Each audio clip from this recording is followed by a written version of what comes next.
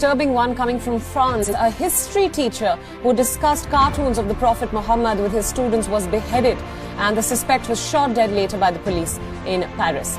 The attack took place in the street in front of the school where the victim worked. The gruesome incident happened in a suburb around 40 kilometers from Paris. The attacker, armed with a knife and an air gun, was shot dead a few streets away from where the teacher was beheaded. The attacker shouted, "Allahu Akbar," or "God is greatest," as the police confronted him, a cry often heard in terrorist attacks. The French anti-terrorism prosecutor has opened an investigation concerning the murder with a suspected terrorist motive. The police said that the teacher had received threats after discussing the cartoons with his class about 10 days ago. The depiction of Prophet Muhammad is considered blasphemous by Muslims, and according to police, the parent of a student had filed a complaint against the teacher. The suspected killer did not have a child at the school. French President Emmanuel Macron visited the school where the teacher worked and met with the staff. He denounced what he called an Islamist terror attack and urged the country to stand united against extremism.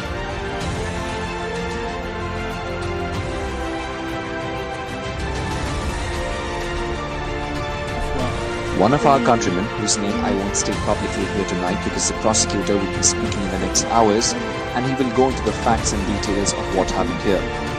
But he was assassinated because he was teaching the students about the freedom of expression, the freedom to believe or not believe. Our compatriot was a victim of an Islamist terrorist attack. The parent of a pupil described the teacher who was beheaded as a super kind and a super nice man. The teacher is said to have asked his Muslim pupils to leave the classroom out of respect because he wanted to show the class a cartoon of the Prophet Muhammad.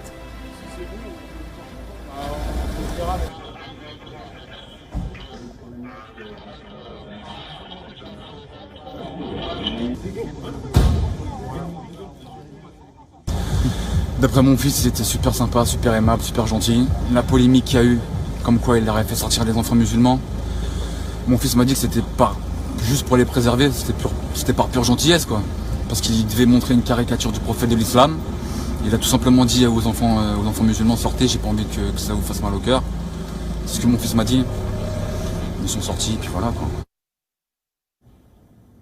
Earlier, we spoke with investigative journalist Mikey K from Paris. Listen in to what he describes as how France is now dealing with the Islamic fundamentalism, while Macron also maintains that the country must unite against extremism.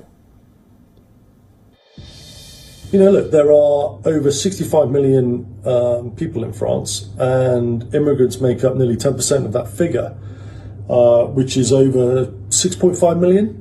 So when you look at the amount of incidents that actually involve Islamic extremism in France, outside of the quite unique nature of the Charlie Hebdo attacks and the Paris attacks in the following November, it's very rare and very unusual. And when you look at it as a percentage of the 6.5 million migrants that are in France, it's a very, very, very small amount compared to the other instability that is going on by organic people within inside France, Gilets jaunes and the protests that we see almost every other weekend. I've lived in France for nearly 4 years now, and almost every weekend there is a protest of some sort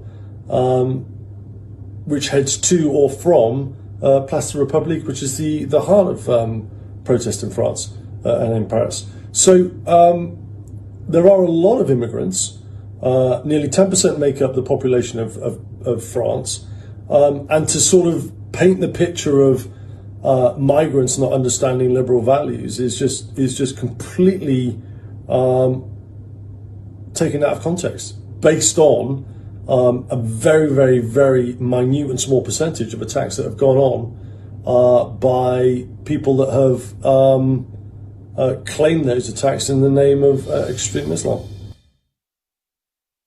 Look, liberty, equality and fraternity is the national motto of France, and having lived in France for nearly 4 years, there's nothing to indicate to me that people who come to France, of which nearly 10% is made up of migrants, don't adhere to those values. There are a very, very small percentage who commit atrocities, as do the organic folk in France who commit homicides and murder. So I don't think we can take the atrocities that Islamic extremists conducted with the Charlie Hebdo attacks or the following November the Paris attacks and literally carte blanche that with every single migrant that comes to Europe and comes to France.